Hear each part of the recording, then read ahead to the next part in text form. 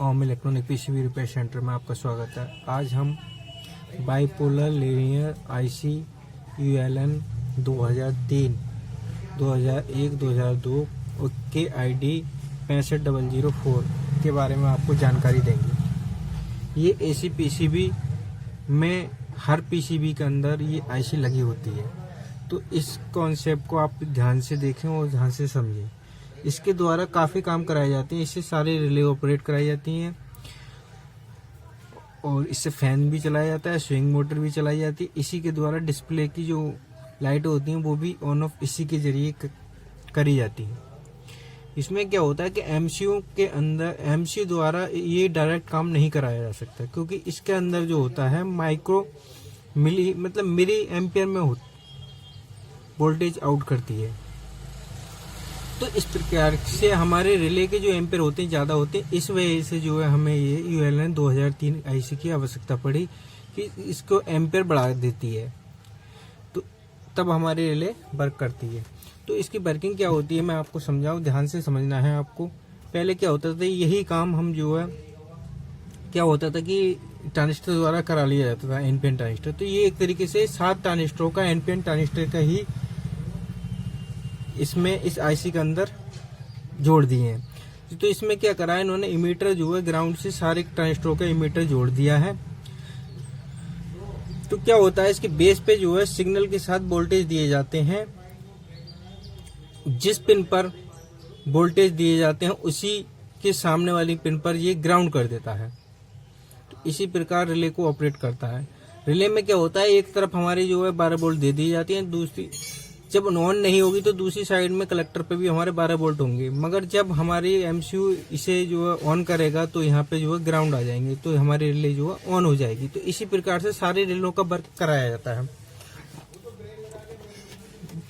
इसी प्रकार से एमसीयू जिस रिले को चाहता है उसी पर अपने सिग्नल के साथ वोल्टेज देता है और जो है उसके कलेक्टर से ग्राउंड आउट हो जाता है। क्योंकि हमारे एनपीएन के इमीटर पर ग्राउंड होता है, तो हमारी जो कलेक्टर से ग्राउंड जब हमारी बेस पे पॉजिटिव सिग्नल आएगा तो वो जो आउट कर देता है। तो इसी प्रकार से रिले को जो है ऑन ऑफ करता रहता है। ये हमारे लो मीडियम हाई की जो रिले होती हैं उन्हें भी जो है एमसीयू इसी प्रकार, जैसे हम कमांड देते हैं मीडियम की देंगे तो मीडियम वाली रिले को ये ऑन कर देगा। अब जैसे मान ली मीडियम वाली रिले ये हो गई, तो हमारी 12 वोल्ट ऑलरेडी तैयार है। तो फिर क्या होगा, ये जो है हमारी पिन नंबर, इसकी जो ग्राउंड वाली जो पिन है उसके ठीक सामने वाली पे हमारे 5 वोल्ट होने चाहिए। अब इसकी ठीक और आईसी खराब होने की पहचान यही बता रहा हूं मैं आपको।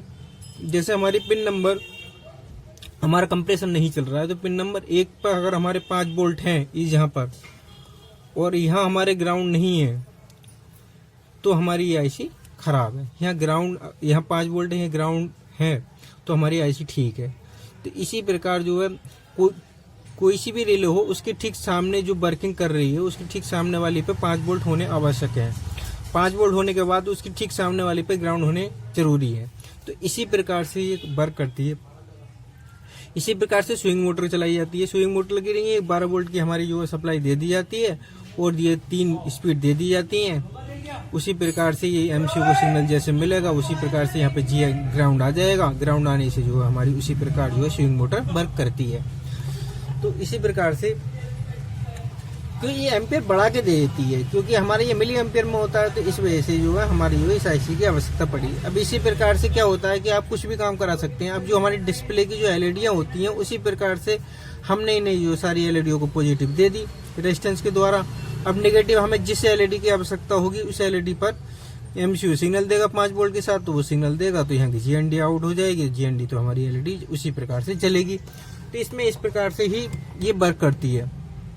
इसकी पहचान मैंने वो ही बता दी। बस इसकी खराब होने पर हमारे जिस रिले को ऑन कराना है मीडियम के, उसी के सामने वाली पे अगर 5 वोल्ट है और वहाँ ग्राउंड नहीं आ रहा है हमारा, तो जो हमारी आईसी खराब होती है।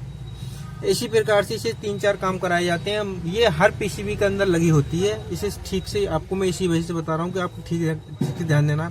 एक बात ध्यान रखना है आपको, जिस रिले पे मान लो हमारे कलेक्टर पर 12 वोल्ट दिखाएंगे तो ये रिले द्वारा घूम के आ जाते हैं यहाँ पर। अगर हमारी कंप्रेसर जब ऑन होगा तो यहाँ ग्राउंड आउट हो जाएगा, तो ये पॉजिटिव हमारी बैक हो जाएगा। बैक होने के बाद यहाँ हमारी ग्राउंड हो जाएगा, यहाँ हमारी 12 वोल्ट हो जाएगा तभी हमारे कंप्रेसर ऑन हो जाएगा। तो इसी प्रकार से ये सभी रिले वर्किंग करती है। अच्छा, इसकी मैं बताऊं आपको, एक मेरे पास पीसीबी है, जो मैंने इसका सर्किट आपको दिखाया है उसी का एक मेरे पास पीसीबी है, मैं उसको दिखाता हूं आपको किस प्रकार से आपको चेक करना है। ये हमारी जो पीसीबी है मैं आपको दिखा देता हूं।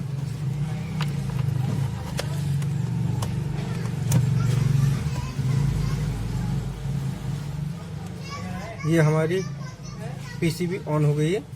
अब मैं आपको दिखाता हूँ कि इसकी रिले किस प्रकार से काम करती है। रिले की देखो आवाज आई होगी आपको।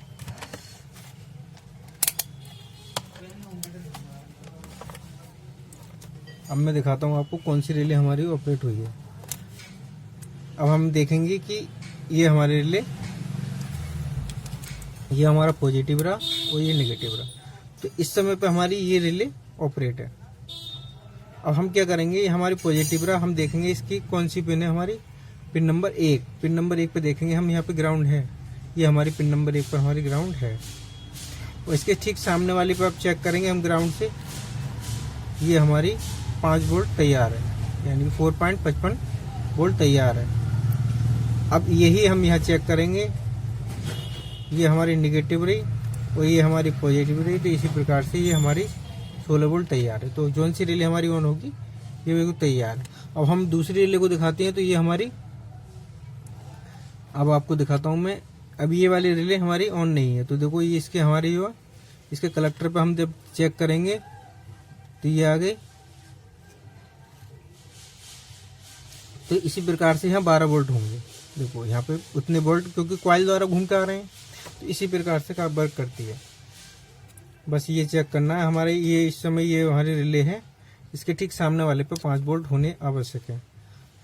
तो अब ये देखो दिखा देता हूँ मैं आपको, ये इसके ठीक पिन नंबर, इसके ठीक सामने 5 वोल्ट है, 4.55।